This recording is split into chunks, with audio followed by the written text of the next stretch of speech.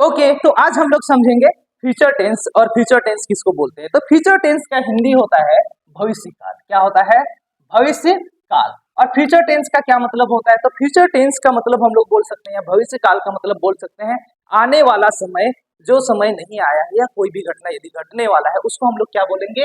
Future tense बोलेंगे, भविष्य काल बोलेंगे। लेकिन हम लोग कोई भी वाक्य को कैसे पहचानेंगे? आखिर ये वाक्य फ्यूचर टेंस को दर्शाता है, फ्यूचर टेंस को इंगित करता है, आने वाला समय को निर्देशित करता है।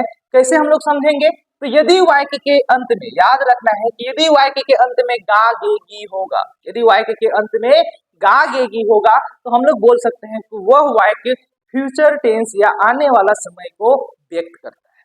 जैसे कि है ना, मैं खाऊंगा, मैं पढ़ता रहूंगा, मैं खा चुकूंगा, है ना, मैं खाता रहूंगा, है ना। सभी वाक्य को यदि हम लोग देखें तो वाक्य के अंत में क्या है? गा गेगी है। यदि गा गेगी हो वाक्य के अंत में तो हम लोग को समझ जाना चाहिए ओके, ये काम जो है वो भविष्य में होगा, आने वाले समय में होगा। जिस प्रकार सभी टेंस के चार भेद होते हैं। कितने भेद होते हैं? चार भेद होते हैं, चार प्रकार होते हैं। उसी तरह फ्यूचर टेंस का भी चार प्रकार है और चारों प्रकार का अलग अलग पहचानने का नियम है।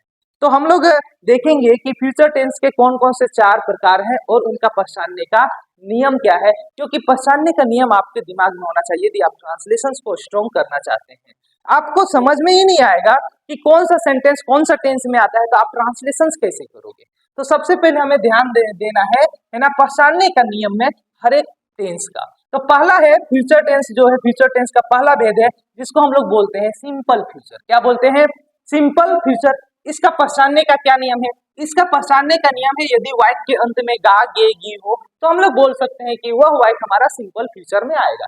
जैसे मैं खाऊंगा, वे लोग खेलेंगे, वह जाएगा, है ना। सिंपल गा गे गी है वाक्य के अंत में या क्रिया के अंत में गा गे गी है तो हम लोग बोलेंगे ये सभी वाक्य किसमें है? सिंपल फ्यूचर में है।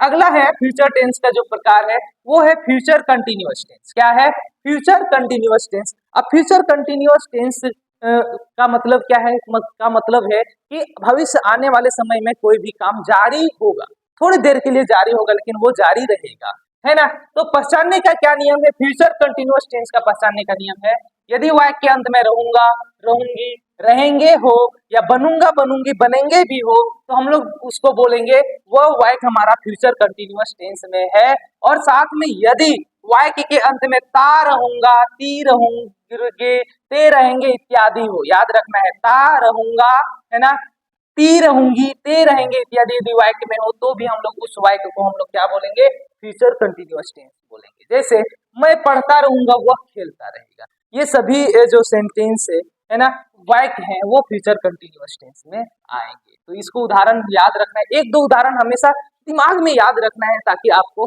हमेशा याद रहे कि फ्यूचर कंटिन्यूअस टेंस किसको बोलते हैं और उसके एग्जांपल्स में क्या क्या आते हैं। अगला है ना, फ्यूचर टेंस का प्रकार है फ्यूचर परफेक्ट टेंस। क्या है? Future perfect tense. पहचानने का क्या नियम है?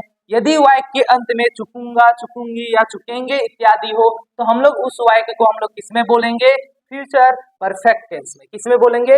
फ्यूचर परफेक्ट टेंस में बोलेंगे।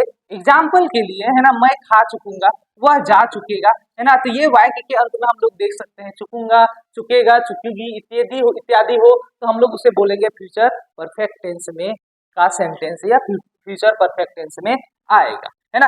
अगला टेंस है का प्रकार है, मतलब अगला जो फ्यूचर टेंस का प्रकार है वो है फ्यूचर परफेक्ट कंटिन्यूअस टेंस। क्या है? Future perfect continuous tense. तो समय के साथ पहचानने का क्या नियम है? कौन से वाक्य को हम लोग बोल सकते हैं फ्यूचर परफेक्ट कंटिन्यूअस टेंस में आएगा? तो यदि समय के साथ रहूंगा, रहूंगी, रहेंगे इत्यादि हो, है ना, ये रहूंगा, रहूंगी, रहेंगे इत्यादि हो, या फिर है ना ता रहूंगा, ती रहूंगी, ते रहेंगे इत्यादि वाक्य के अंत में हो तो हम लोग बोलेंगे कि वह वाक्य फ्यूचर परफेक्ट कंटिन्यूअस टेंस में आएगा, है ना। जैसे कि मैं खाता रहूंगा, बारिश सुबह से होती रहेगी। ये सब एग्जांपल्स है, वो सारे एग्जांपल्स किसके हैं? फ्यूचर परफेक्ट कंटिन्यूअस टेंस के हैं।